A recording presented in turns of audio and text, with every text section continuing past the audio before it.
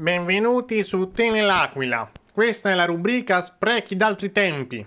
Io sono Lucifero Nottefonda, il vostro amato presentatore, ed oggi ci troviamo a Meidum, in provincia di Brescia.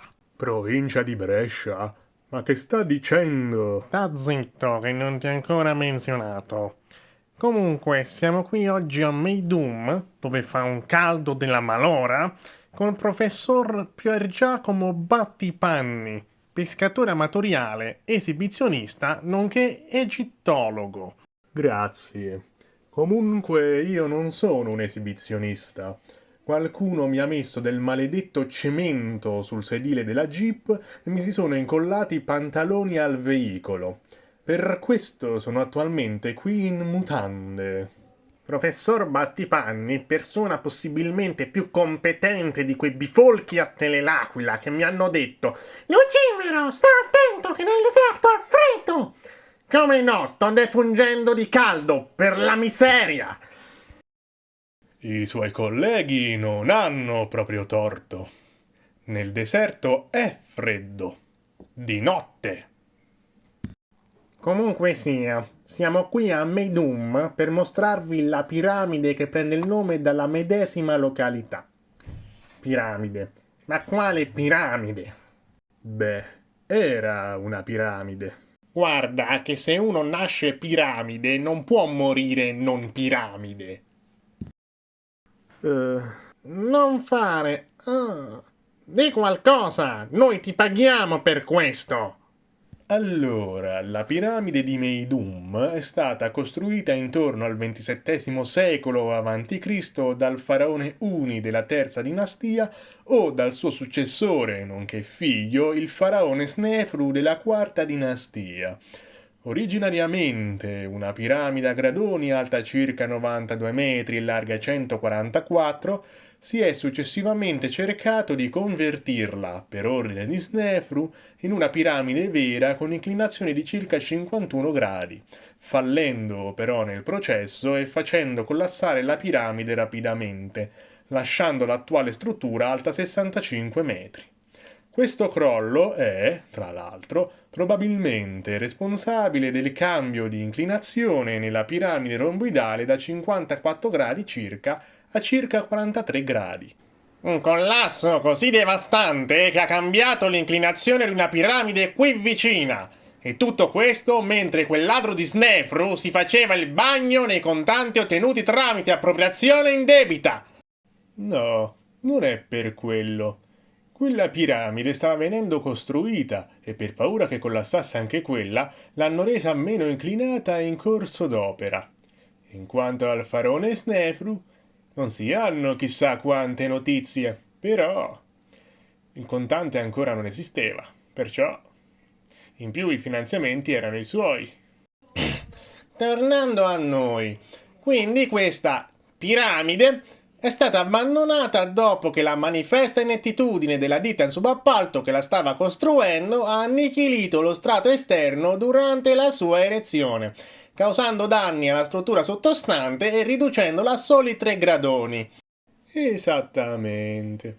Tranne che per la storia dei subappalti, probabilmente. Ma che ne sai tu? Te lo dico io che questo cantiere aperto è dovuto ai soliti governi che appaltano i progetti alle ditte più economiche e incompetenti mentre si spartiscono tra loro i dindi. Queste ditte poi fanno lo stesso gioco con ditte ancora più piccole e mentecatte e così sia. Voleva dire e così via. Volevo dire quello che volevo dire, Saputello. Ora rispondi alla mia domanda. D'accordo. Probabilmente in questo caso si è trattato di un ripensamento del committente. Probabilmente ora ha deciso a concentrarsi maggiormente sulla costruzione delle altre piramidi, come la romboidale. Che scusa ridicola! Essere costretti a prendere ordini dalla mummia. Il faraone era ancora vivo, lo sa?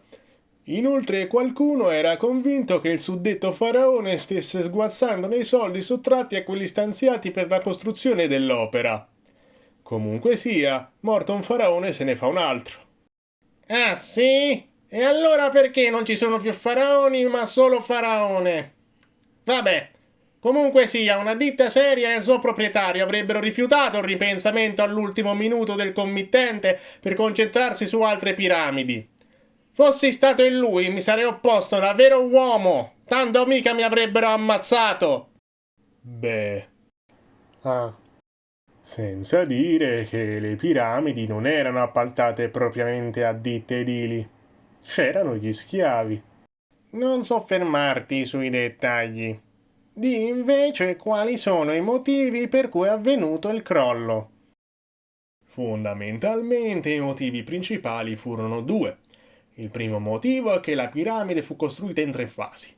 La prima fase fu la costruzione della piramide, la seconda fu l'espansione della stessa e l'aggiunta di due gradoni e la terza fu l'aggiornamento a piramide vera. Questi ultimi due strati furono però costruiti non su fondamenta di pietra ma su fondamenta di sabbia, che non è il massimo per la stabilità della struttura. Il secondo motivo è che nonostante anche le piramidi lisce successive utilizzassero come passaggio intermedio delle piramidi a gradoni, queste ultime erano differenti dalle piramidi a gradoni finite. I gradoni erano infatti meno inclinati e la loro superficie era più ruvida in modo da meglio accomodare lo strato esterno calcareo.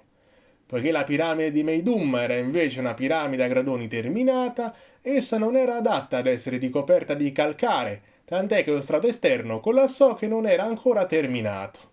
Per questo e perché i costruttori non utilizzarono il cemento a presa rapida Gangbang, da oggi il 13,73% più veloce nell'asciugarsi e adatto ad ogni tipo di intervento, dal sigillare crepe, al costruire edifici ex novo, al fare scherzi a quel collega sottitoio che vorreste prendere a schiaffi ogni qualvolta che vi si para davanti.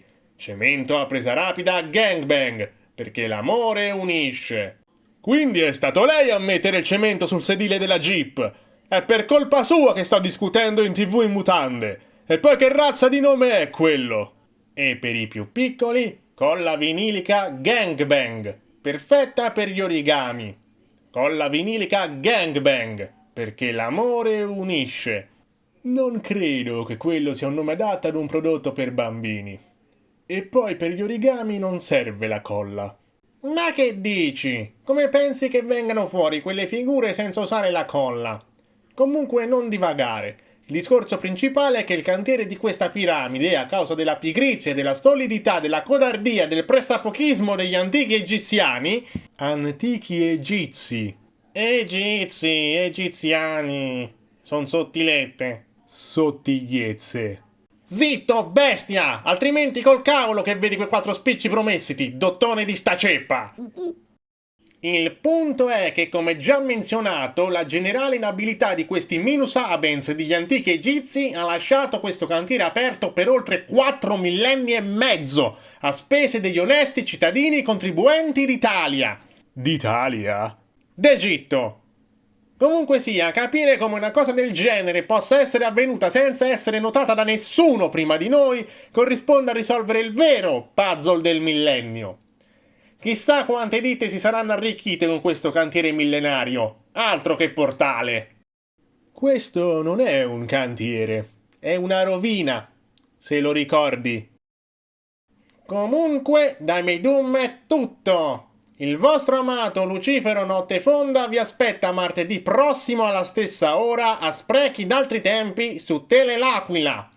Collegatevi, altrimenti...